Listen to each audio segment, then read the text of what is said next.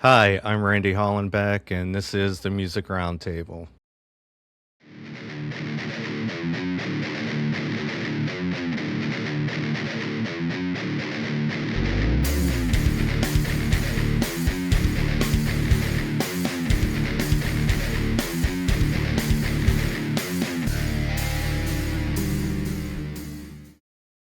Today on the show, we have Harrison from hard rock band Set for the Fall. What up? What up?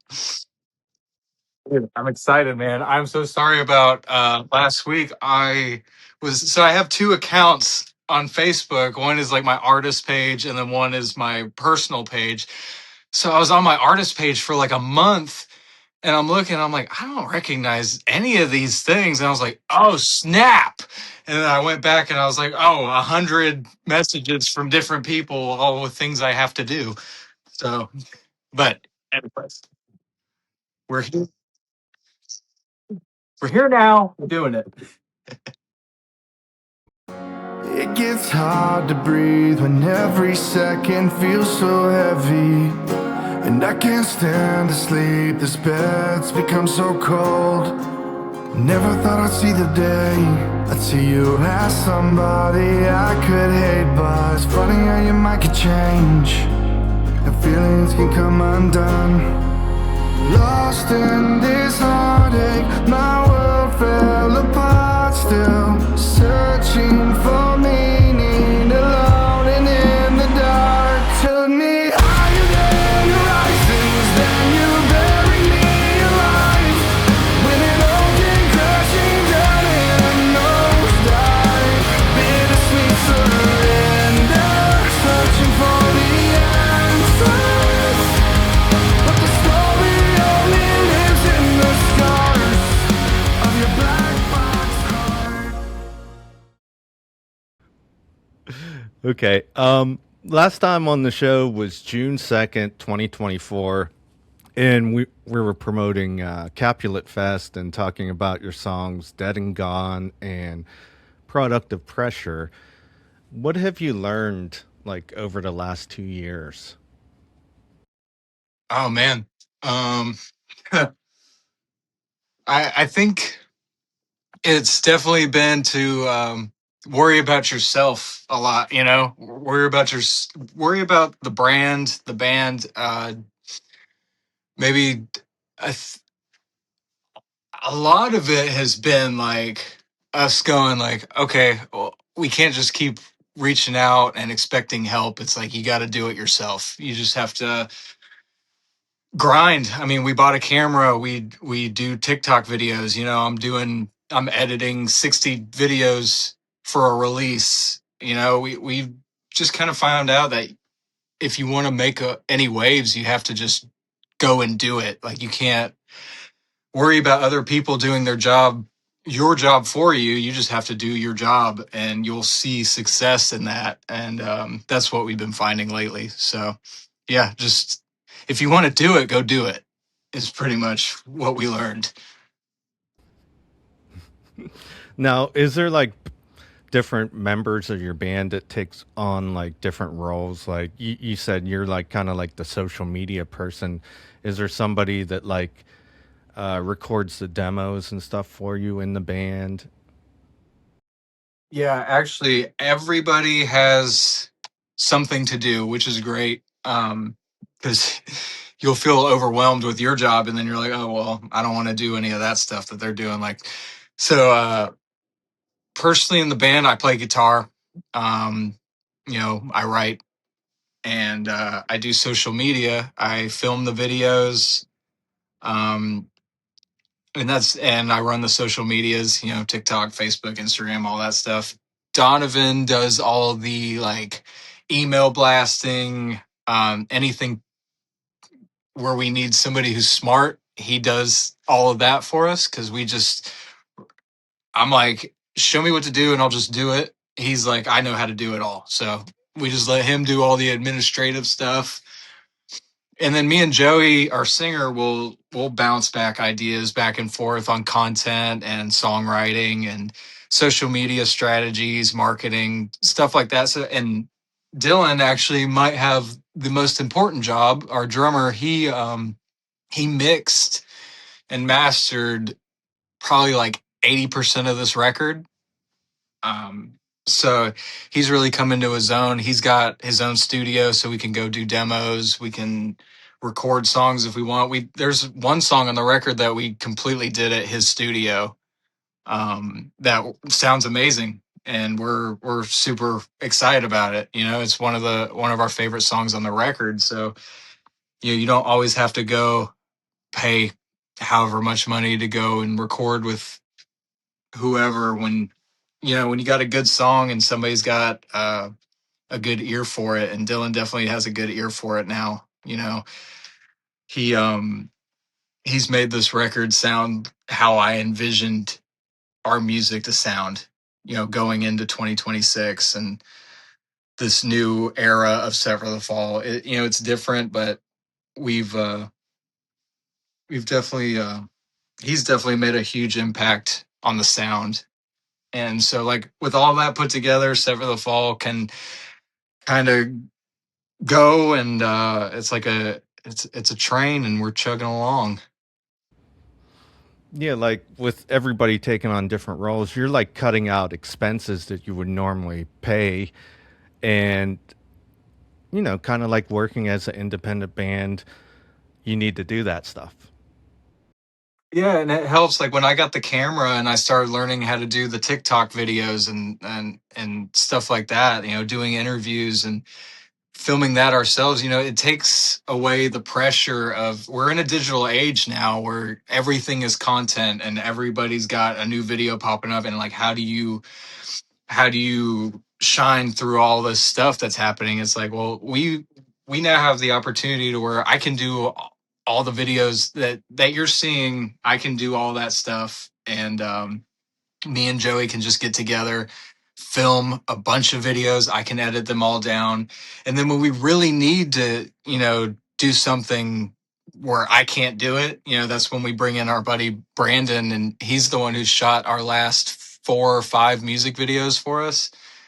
And the same with Dylan. He's Brandon just has a vision, and it works with what we're doing, and we just kind of we offer some insight, and then he just goes crazy on it. And so that allows us to save some money with the whole TikTok, the short form content stuff, and then we can really go all out when it comes to music videos and that kind of stuff. So yeah, man, it's cool. Is there like any social media tricks you use for like Instagram videos to grab people's attention? I have a few little things that I try to do. That first like 2 seconds, you really want to grab their attention. I will always throw in maybe like a zoom into the face real quick. So it's like, boom, there I am right in front of your face. And maybe it gives you and then, adding those little, I think what do they call them? I forget what they call them, but you put those little captions that you put on the video, like send this to your ex, send this to your dad, send this to your mom, send this to your girlfriend who you love, something like that. They're called hooks. That's what it is. A hook on the video, POV. I'm listening to my new favorite song right now, or something like that, and it's somebody in the audience, and you just have that little hook on there. It's something that grabs people's attention. You know, and, and I've learned too, if you tell a story, like a video that did really well for us was us just explaining our singer's story when he was growing up. He grew up in foster care. And people really resonated with that because maybe a lot of people just didn't know that. We write about it, and it's kind of known, but like not everybody's going to know you and know your story. And so, telling a story, having those little action things, like try to get their attention right off the bat. And Joey's really good at, he's Italian, so he's talking, he's singing with his hands, he's doing all this stuff. So it just like you just standing there singing your song is cool, and your song may be great, but what's the difference? You got to have something else in there that like grabs them. So those little hooks, or just like even those little like zoom ins, tracking shots, so where it's like following you around, just something to make it look like you went above and beyond. It may have taken me 15 minutes to edit the video, 5 minutes sometimes, but like if you just throw in this extra little love and care, people can resonate with that. They can see that. They can see that you traveled 2 hours to go to this cool location to shoot content in. It's not like we're just sitting here with a green screen filter in the background, just going, all right, we're at the beach. All right, we're in the mountains. All right, we're somewhere else. It's like, no, we're going to the mountains. We're filming in the mountains. We're going to the beach. We're going to film on the beach. I don't care who's looking at us crazy. Like, this is just what you got to do now. But luckily I grew up like making videos with my friends and like doing stupid video editing stuff. And so like it's all second nature now. It's just being 30 years old out in Walmart making a TikTok video, but whatever. They don't know. But like you were saying about Joey's story and stuff, I think being authentic like that, and I think that like connects people too. Yeah. Yeah, I would agree. Yeah. And yeah, being as authentic as possible, you, because they can see through it. If we're just like, hey, just talk about, there's certain things that like people will bring up to our attention, like, hey, why don't you partner with this organization, or why don't you do this, why don't you do that? It's just like, if it doesn't align with who you are, what you're doing, and if you don't love that thing that you're promoting, then they're going to see right through it. They know phoniness, and so you just got to love it. Okay, let's talk about your new album that's coming out September 18th. I said what I said, and is there like a theme or a vision behind this whole album? Yeah. So the record, it was weird because it didn't all, we didn't just go into the studio for 3 weeks or a month and just record a record. This has been, since we first started talking at Capulet was when we started really getting full bore into this record. And that was what, 3 years ago now? Two, yeah. 2 years ago now. Yeah. So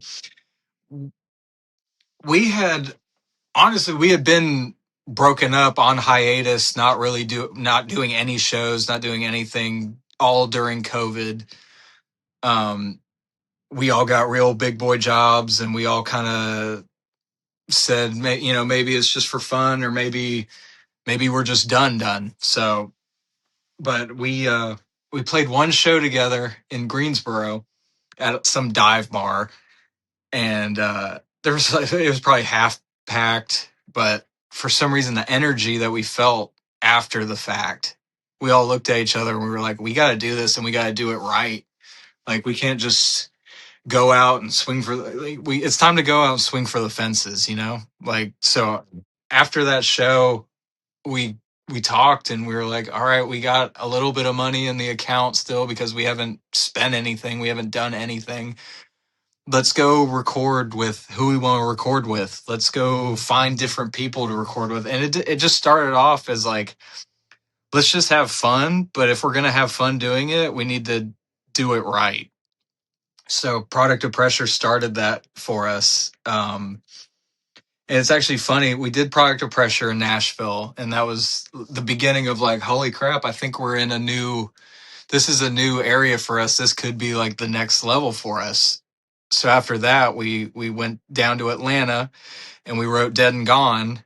And we actually wrote Dead and Gone and Another Life, the single we just put out, the same day. So that's an old song. We've just been waiting on the moment to release it, and it felt right now. But yeah, so the record really is just everything that's happened since our last record till now. And it's just been, you know, a lot of stuff has happened since our last record. We haven't put out a record since 2018. So there's been, a lot of, relationships have come and gone. People have gotten married and had kids in the band. My mother passed away. So all of this stuff that's going on, we were just writing about it. And so it's kind of just like an audio biography of us and what we went through throughout the years it's been since we put out Still Just Breathing. It's just been like a huge, we always talk about it as like a big therapy session for all of us, because we can, it's so cool because we're practicing right now for this show we have. We got a couple shows coming up this month, and I was practicing on my own, and I was playing through Another Life, and I was hearing the lyrics of something we wrote like 3 years ago. And it's so cool that I can go, I don't really resonate with those lyrics like I did before. It's still a great song and I'm proud of it and everything, but like writing that song was the therapy we needed to get that feeling out of us, that negativity, because the whole song was pretty much just being sick of where you're at and sick of being taken advantage of or not looked at like you offer anything to the situation. So like playing through that song, listening to the lyrics of Not Enough, I Never Was, and then not really resonating with that anymore was cool, because that's what we're trying to do. It was all therapy session for us to get these feelings out and to talk about it and to figure out what we were even trying to talk about. And it just helps. And then now we can give those songs to other people. Like it helped me where I needed it, and now we can give it back, and now they can take it and interpret it however they need to. They might not be talking about their industry when they're singing that song, but they might be thinking about their ex or a parent or anything, and that's fine. I want them to interpret it however they need to, because that's what I did when we wrote it. But yeah, there are a few themes that go throughout the record. The fear of abandonment was a big one, like with our song Left Me. That was all about our singer growing up in foster care and trying to navigate through life, and then like growing up and still wondering why you're still feeling some of these feelings, even though you have your own family and you wouldn't do that to them, but you still have like this feeling in the back of your head, like why did that happen? And so yeah, the fear of abandonment, the group therapy sessions, it's all woven into this record. And we've even got some comments that are like, the past few songs just feel like just breakup songs and stuff like that. It's like, well, you might think that, but they're not really breakup songs. It's like they're disguised as breakup songs with a deeper meaning hidden between the lines. If you really listen, it's like most of the time we're not talking about anybody else but ourselves.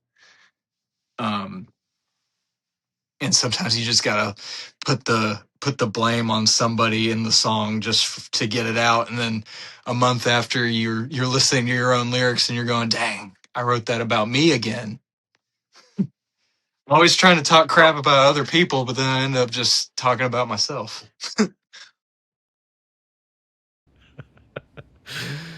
Like you were saying, they were like therapy sessions. Like writing these songs and getting them out kind of like healed you to leave the past behind and move forward, you know?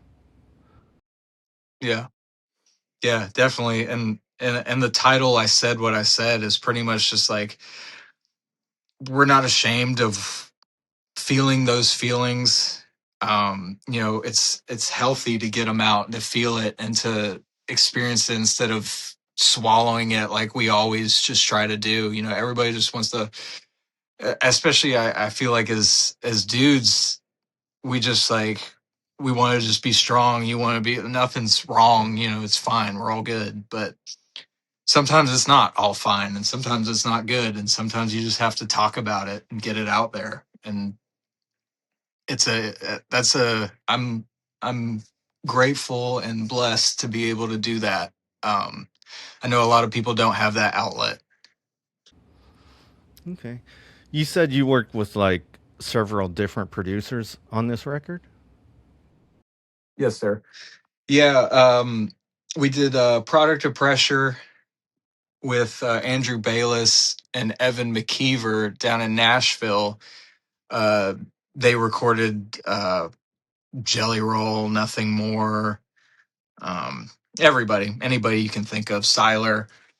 So we actually knew Bayless when he lived in Ohio, and we had been wanting to work with him forever. So when he moved to Nashville, we jumped on the opportunity.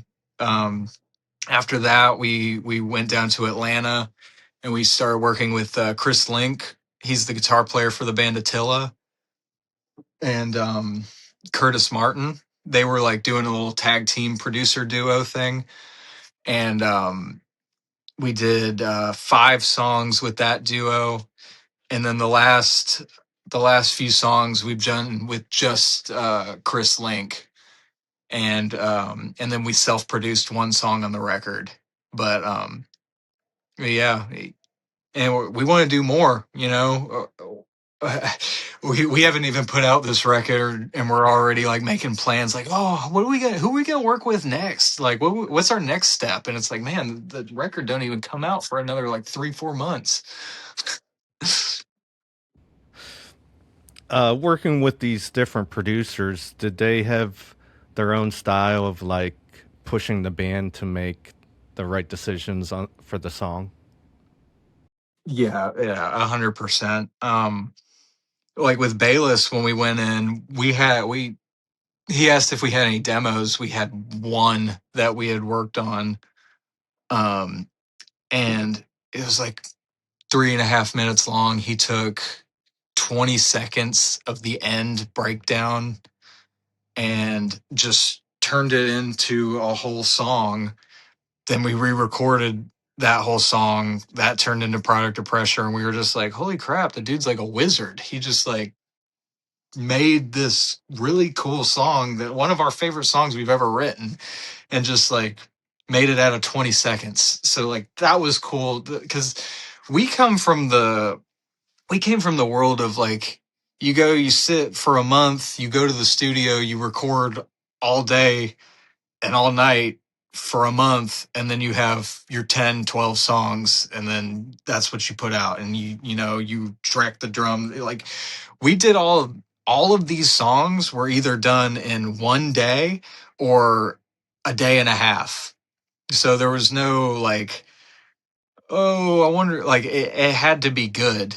We had to leave the studio with a finished product that was good. So that in and of itself pushed us to just be creative and to try to, it just forced us to be good. You don't have months and months and months to like sit on these songs and wonder if they're good, or wonder if you need to take the second verse claps out or whatever it is. It's like, no, we're writing the song in a day. um so yeah, most of these songs were written in a day and a half, and that just means that it's like boot camp. You go in there and we're going, okay, you two are going to go work on verse 2. Me and him are going to work on verse 1. And then one producer and Joey are going to sing the chorus, and they're going to write the chorus right there. And so it's like, it made us think quick and be quick on our feet, and to know when an idea is good and know when an idea is okay and could be better, and to just do it quickly and yeah, just get it done, man. So yeah, I would say each person that we worked with showed us something in a different way. Like Kurt Martin with Joey was so, he was so specific on what he wanted the vocals to be like. You know, he really sat with Joey and they worked it out, and they got the takes they wanted. They would sit there for an hour to get that real raw take.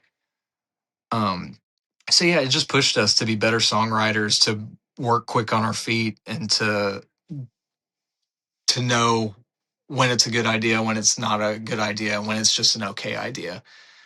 So yeah, it makes us even more excited to go back into the studio with other, with another producer or something. We still want to work with everybody we worked with on this record.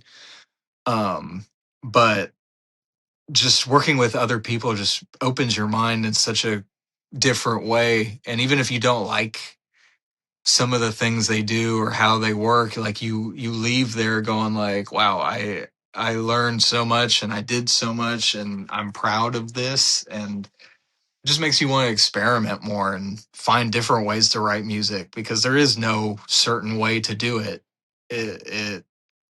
It's just fun. You can have fun with it. And I think that's what work can be fun, I think, is what these producers kind of taught us. Okay. I saw on your album you're going to release on Product of Pressure, you got a feature on there with TJ Harris. Yeah. How did that come about? Well, I play guitar in Decipher Down, and Donovan plays bass in Decipher Down, and the original guitar player for Decipher Down recorded our first two records. That's who we were in the studio with for a month and just grinding and making bangers. But yeah, TJ is the singer of Decipher Down, and I joined the band. Gosh, it's like 6 or 7 years ago now. Um, so we're all just really close friends. So it was kind of just like a text thing, like, "Hey, you want to sing on this song?" He was like, "Yeah," and he sent his verse, and it sounds incredible, and we're super stoked on it. We got a new mix on the song, and it's slamming, and it's gonna be fun. Um, I'm really happy he agreed to be on it, because yeah, it just brings it to a new level. It's cool. Okay. Before we dive into a couple songs here, I want to talk about. I wanted to go to your like guitar setup. What kind of guitars do you use? Effects, amps, stuff like that. Hey man, this is my main, actually, right here behind me. Um, we play PRS, Paul Reed Smith guitars. I usually play. That's not a baritone, but I usually play a baritone. Paul Reed Smith, Mike Mushak's signature guitar that they don't make anymore, but it's my favorite baritone guitar ever. Uh, Is that the one in the video? yeah, I got the it's the white one. So me and my dad actually custom made that guitar. It used to be like a black silver burst kind of thing, but we stripped it. We sanded the neck. We put so it's there's just one pickup in there, um, and the finish is primer. It's just Kills primer. Um, but yeah, the Mushak baritone from PRS is my favorite baritone. I play Fractal Audio. The Axe FX 3.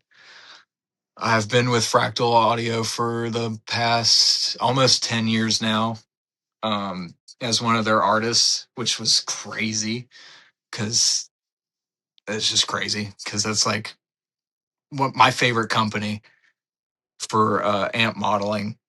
So it was when I got that email, I was like, no way.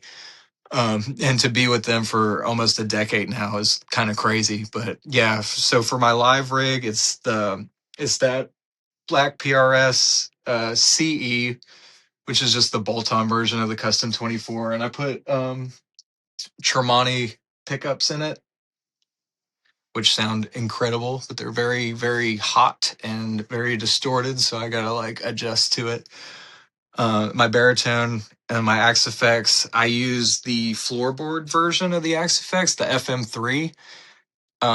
That with a whammy pedal, the whammy drop tune pedal, and a Shure wireless mounted underneath my board, and I have a Temple Audio custom made pedal board that I kind of rigged up, and that's literally it. Like I can carry my entire rig with me. I can have a guitar on my back, a guitar here, and my pedal case here, and I'm walking in the venue and I'm good to go. And I can play an arena, I can play a small club, anything with that rig.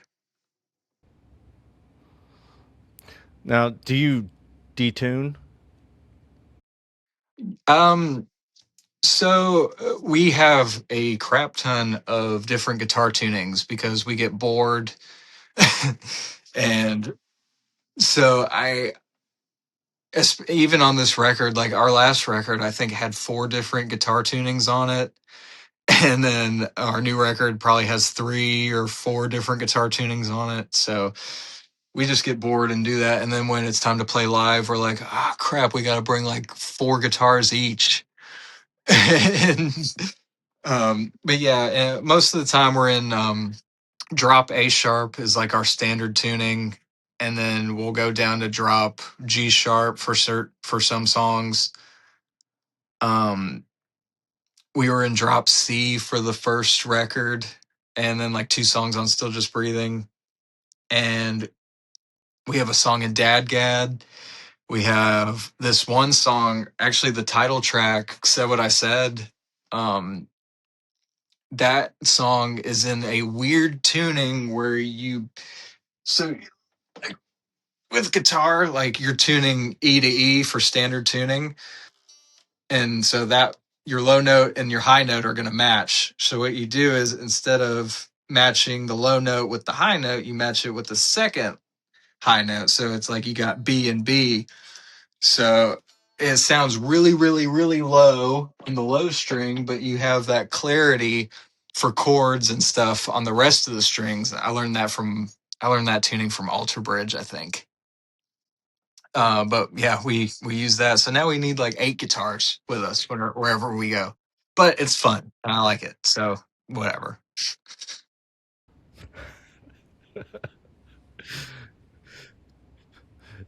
It'd be cool if they had like some kind of effect pedal where you could just put in the tuning and you don't have to worry about restringing or down tuning your guitar. They do, but it like it. I mean, if you got like a 20-minute set and you got to be in and out and you don't have time to be switching guitars, I'll use the drop tune on my whammy pedal or through the Axe Effects. But most of the time, I feel like it just sounds better to switch your guitars. Okay. Uh, okay, we're gonna go into your song "Black Box Heart," and I like how like at towards the end there's like a breakdown, and it just goes to like acoustic and vocals. Tell me how that came about. Yeah, that song was written. We wrote that song when we wrote the title track. I Said What I Said. So usually when we go and record, we do it in like we either do 1 song or we do 2 songs in that weekend. So that particular weekend we did 3 songs. So we did Said What I Said, the title track, Left Me, and Black Box Heart were all done that weekend. Um, and Said What I Said is a really heavy song. I don't know if you could tell by the by the tuning, but that's a pretty heavy song. And then Left Me was heavy in the chorus, but still like kind of moody, still our vibe. And they were just talking like we need like that pop song. We need like that catchy chorus, just no screaming, just like. And we've done that before, our first record or second. We don't mind going that way at all. So, yeah, they had the idea for the song already, and then we kind of just went in and put our magic on it, and yeah, I love that song. It came out pretty cool, and um, it's different for us, which is why I like it so much, because it just doesn't really sound like a Sever the Fall song to me, which is cool because you can't have just 50 Sever the Fall sounding stuff. Like I love bands that can go different ways, and we've always been a band that can go 20 different genres, or if we wanted to. You know, Joey's such a good vocalist that we could go anywhere with it. He could do a straight up pop song and it sounds cool. But yeah, Black Box Heart is, especially vocally, like that's probably one of my favorite songs vocally, because it really pushed Joey. That was one of the first times he did some falsetto stuff in a chorus, and it's still got that Sever the Fall huge chorus thing to it, but the, you know, like the second verse is kind of pop punky, and there's acoustic all over it, which we don't really do that much. So that was just like a, no pun intended, out of the box kind of song. Yeah, I like the lyrics where he says, "I can barely tell who's in the pictures on my wall." You know, um, it's, you know, you're talking about it's like a breakup song and stuff, and you know, there's another line in there where he says, "I can't even recognize your face. So funny how your world can change when you lose someone you love." Like, I could picture that, you know. I could relate to that song, you know. Yeah, it's very visual. It's yeah, that was a cool one, especially the song, like what you're saying, the songwriting version of it is like painting a picture, and like you're there. You know, you don't even need to have a music video to envision what that song's like. I can barely tell who's in the pictures on my wall, and I'm left staring at the phone you never called. No, I never thought I'd see the day that I can't even recognize your face. So funny how your world can change when you lose someone you love. Took me higher than horizons, then you bury me alive. When it all came crashing down in a nosedive, bittersweet surrender, searching for the answers. But the story only lives in the scars of your black box heart.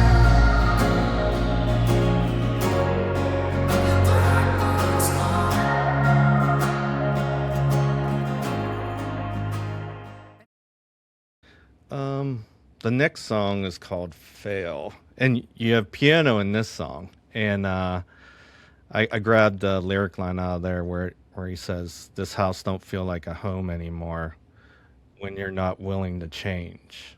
You know, I could relate to that one too. Yeah, that fail was probably one of, if not my favorite song to record, just because we were all sitting there, and I was going through it at the time with my relationship, and you know, a lot of those lyrics I helped write.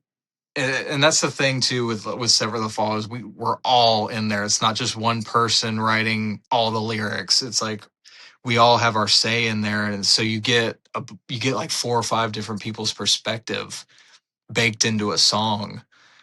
So I think that's why people can resonate so much, because you're not just hearing one person's opinion on something. You're hearing like three or four people arguing about what we should even be talking about in certain things. It's like, I think a lot of people can relate to the, like, this house doesn't feel like a home anymore. Like you're here, but it's not the same. It's not how you envisioned it. And yeah, that song's, like I said, like we have a lot of stuff that's like, you think it's a breakup song, but it's, you got to peel back the layers a little bit to really understand, like, you know, some of that stuff is just easier to say it's a breakup song than to actually be like, yeah, this is how I feel.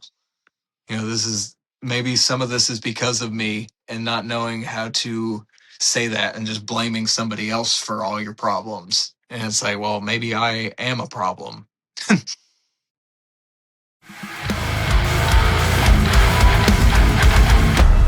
Slow down, hold up, it's getting late.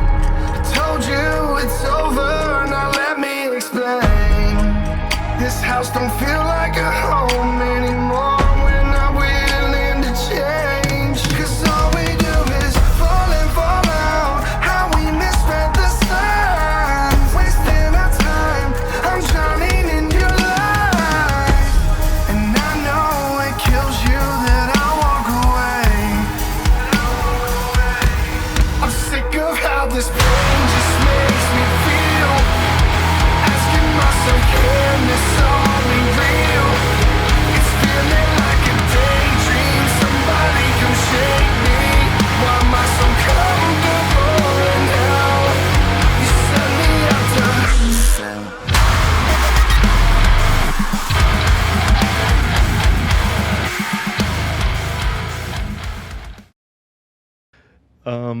The last song is Never Again. And you know what?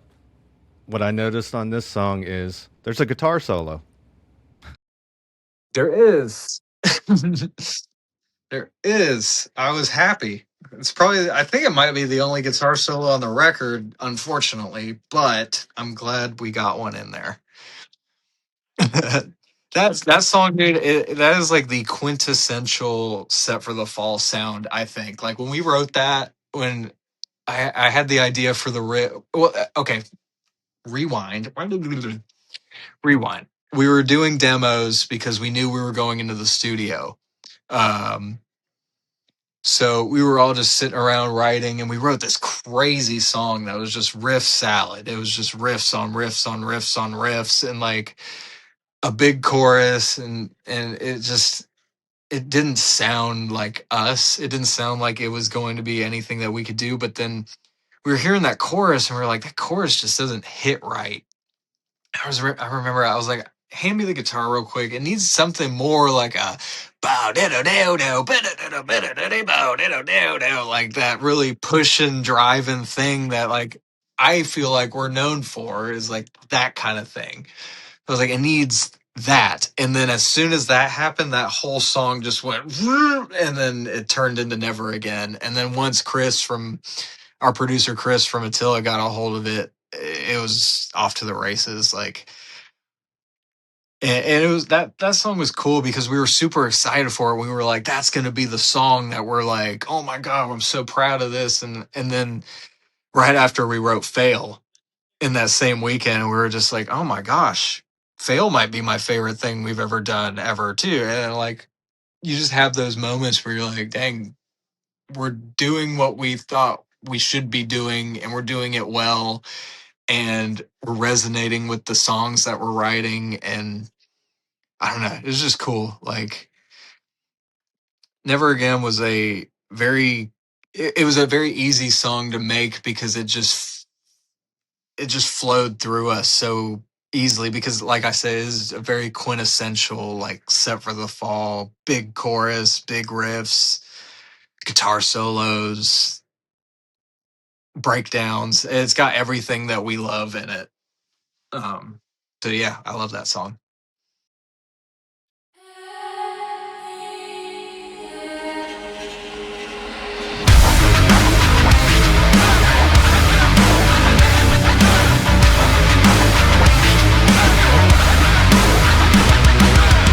Don't waste your time, you can beg, steal, and borrow. Say your goodbyes, you're not promised tomorrow.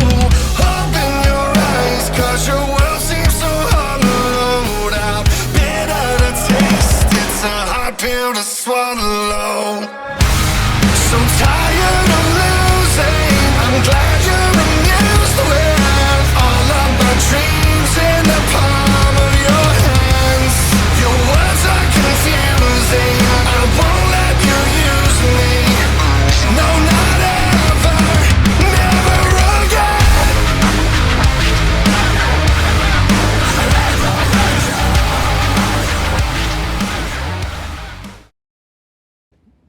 Do you think by making this album that you kind of like leveled up? Yeah, I would say. And I think it was because we needed to. You know, there wasn't an option to not level up. There was no staying where we were because I mean, we were unhappy where we were. We were unsatisfied with um, where we were in the industry and our own lives, personally, everything. So it was kind of like, let's do something we're all proud of. Let's do it together. Let's be a part of it throughout everything. Like, you know, we've all seen each other at our worst. We've all been with each other through our hardest moments and everything. So it's like all of this has led to where we're at now. And we've always said we got to everything. The next song has to be better than the last song. Like the next music video has got to be better than the last music video. Like we're always trying to level up, but I think we are always trying to level up. But I don't know if it was kind of for necessity's sake. Like we have to level up now. There's no other choice. Like we're working with these big producers. We're getting put on certain big shows. We're getting noticed a little bit more. It's like it's time to level up. You can't just stay where you were. And we're always constantly talking about what's the next move, what's the next step, how are we going to get to that next finish line. So yeah, I definitely think it has leveled us up, even just personally in our own lives, like being proud of something and you know it's not even out yet and you're proud of it and you're stoked and it just like it makes your whole life different when you're proud of something. um so yeah man. Okay. Uh, the next couple questions are about the music industry. Your take on AI in music. Personally, I don't use it because I don't think I need to, because I have so many different ideas in my brain and I'm so like, this is what I want to do, this is how I want to do it. Like my brain is AI just going like a million miles an hour thinking about all the different things that we could be doing. And it's like, to give that power to somebody else, I don't think I would be as proud of it. um but at the same time, like the it's happening. So what are you going to do about it? You just got to write better songs than it. You know, I'm not going to use AI for my songwriting or anything like that. I'm just going to try to write better songs than the AI songs that are coming out, which are great.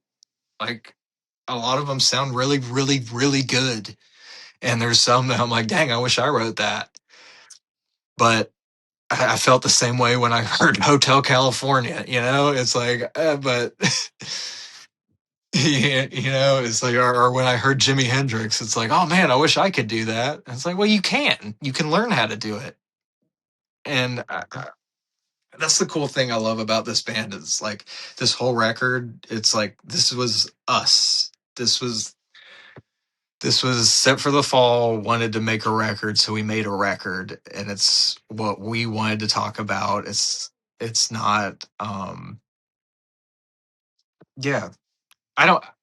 I guess to get to your point, to your question, I don't use it, but I'm not going to yell at you for using it. You know, if you want to use it, if that's what you got to do to get your creativity out there, you know, like there, there's only so much. Yeah, it's fine. I don't use it. It's fine. I don't want it to take over the whole world and everybody just listens to AI music, but I don't think it seems like a fad to me where they're going to start realizing that everything kind of sounds the same and there's not really much of it's not really interesting. But you could say the same thing about every rock album that's come out or every rock song or any song that's come out in the last 15, 20 years. Like most of it all sounds like AI crap anyway. It did back then. So like and, and you know, we it might have been it might have been around that long. You know. It could have been. Yeah, it definitely could have been. And more power to you. I'm just gonna write my own stuff because it's more satisfying to me. But I don't really have a problem with people doing it.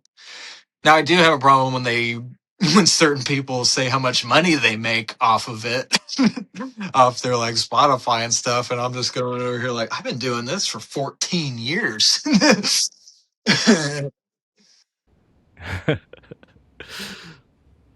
Yeah, that's my next question. Spotify pushing the AI artist. Um, I don't know if you know what's been going on. There's been kind of like a battle going on a little bit. Um, you know Adelitas Way. Yeah, they said they're only doing physical media or something direct to fans for their next record. And that's what they did, and they accomplished their goal. They had to reship like 3 or 4 extra boxes of CDs because they ran out. And they said they completed their goal, and other bands are reaching out to them to figure out the blueprint to do it. Yeah, it's kind of funny that you even bring this up because the other day I had like an epiphany where I was like, we spend all this time and all this energy and all this marketing and promoting and like Facebook ads, Spotify ads, all these ads to make us bigger on Spotify, to make us bigger on Apple Music, to make us bigger on Pandora, whatever it is. We see that monthly listener thing go up and down for years and years and years, and we're always like, oh my god, we're biting our fingernails, wondering like, oh, I hope it doesn't go down all the way, or oh, it's going up, it's going up, it's going up, and I spend so much energy worrying about it, and I'm like, they're not giving me any money anyway. So why am I so worried about it? If I would just sell 10 CDs to people who actually want to listen to it, I'll make more. Well, the band will make more. We'll probably make 20 times more than Spotify would have given us in 6 months, you know? So it's like, why am I so worried about it? Let's go, like, let's connect with these fans who actually want to hear it and who actually want to be involved and listen and support. It's like there's so many bands that I listen to on Spotify that I listen to one of their songs. I've never even listened to their record. I didn't even know they had 4 records out since that song I put on my one playlist 5 years ago. Like, so I don't know if it's the best way to get your music out there. I mean, it's definitely easy, and I'm glad people can go and listen to it right as soon as they pick up the phone. Right after this interview, they can go and look and listen. Um, but yeah, I think it's cool. I don't think we're in a position where we could be like, "Hey, just direct to fans. We're sending you a vinyl straight to you." But yeah, it's cool that Adelitas Way is doing that, and they must have had the same epiphany I had because it's like, why am I so worried about this when they're just ripping me off? Okay. One thing you would like to see change in the music industry. All right, you said what I would change about the industry now.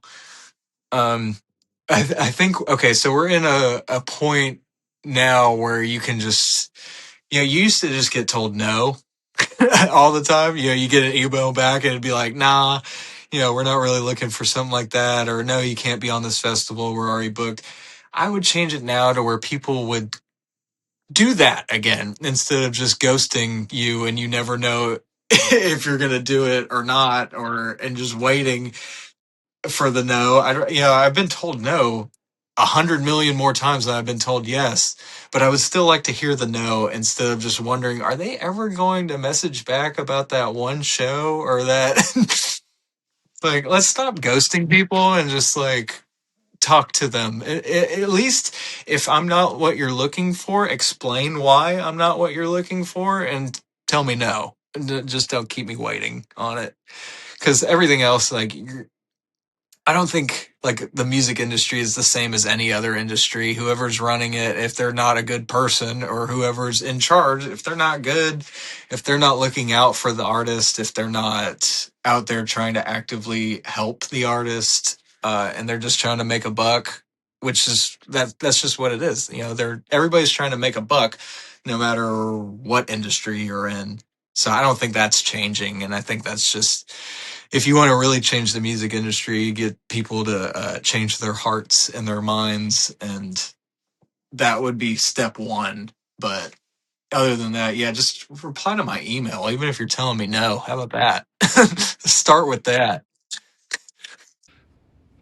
Yeah, you just want confirmation. Am I in or not? Yes, sir. Yes, sir. Okay. What's your plans for the next 6 months? It's not announced yet, but I mean, dang, it's in like 3 weeks. So we're opening up for Skillet in Greensboro at Piedmont Hall. We have a few more shows and tours that we haven't announced yet that are getting ready to happen. Um, right now, we're just getting ready. You know, it kind of feels like we've been in this position where it's like, I'm waiting for that moment. I'm waiting for that. When I get to that point, then it's really going to be like, all right, we're going to really do it this time. And it's like, well, that point seems to be coming up quickly. So it's like just getting ready, getting the live show ready, getting the lights and the production ready, getting our minds ready. Um, yeah, yeah, I think just preparing for, if anything cool happens, we're ready for it. Preparation. That's what we're working on. Are you planning on like having a record release show? We're talking about it. We actually have we I can't talk about it yet with the band, but they are coming out of retirement for this run, and we're going to be on like a week run with them. I can't say who yet, but it's pretty cool. It's one of my favorite bands ever. So stoked. But we're doing like a week run with them around the same time the record is coming out. So I don't know if we'll just pick one of the, because it's going to be an East Coast run anyway. So if we're in North Carolina and it just happens to fall on one of those days near it, we might do a release show then in September. But if not, I'm gonna just, because we do a release show for every record, and that's like, I usually like head it up, and I'm the promoter, and I get all the bands and do all that stuff. So, and that's really fun for me. So yeah, I still want to do it for sure.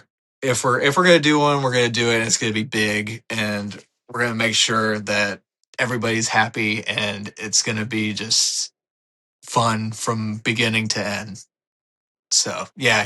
If we do it, you will be the first person to know. But yeah, it's all talk right this second. But yeah, I want to. I definitely want to. We all want to.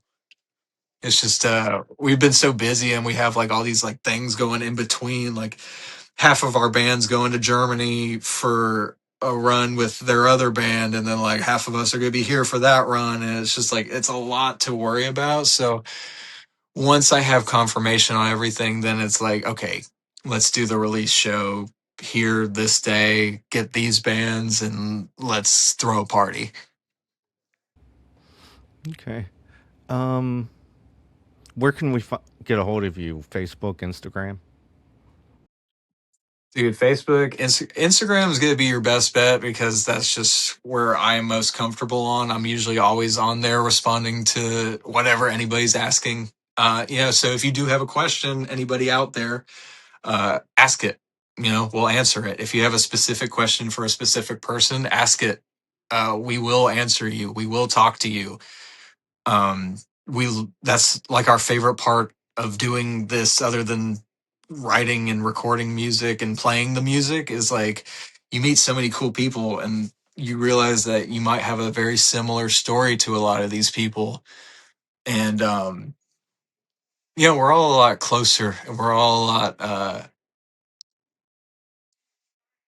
we can we're all a lot closer than we think. You know, I might not know you, Randy, too much, but I bet in a 20-minute conversation off air that we're going to find 100 different things that we both love about it, that we both love, and we're friends for life, you know? So it's like, yeah, man, definitely. Okay. That's all the questions I have. Thanks for coming on the show today. Is there anything else you'd like to add? Let me think. Okay, September 18th, our record, I Said What I Said, is coming out. July 31st, we will be direct support for Skillet at Piedmont Hall in Greensboro, North Carolina. July 24th, we have a new single coming out called Face It. And we're probably gonna announce that in like the next week or so. So yeah, man. But yeah, whenever this interview comes out, I don't care. You know, it's coming out anyway. So, so yeah, man. Said What I Said, September 18th. That's gonna be awesome. You can pre-order it on iTunes, Spotify, all that, and we're gonna have like a physical pre-order go live here within like the month or so. Do you have any like bundles?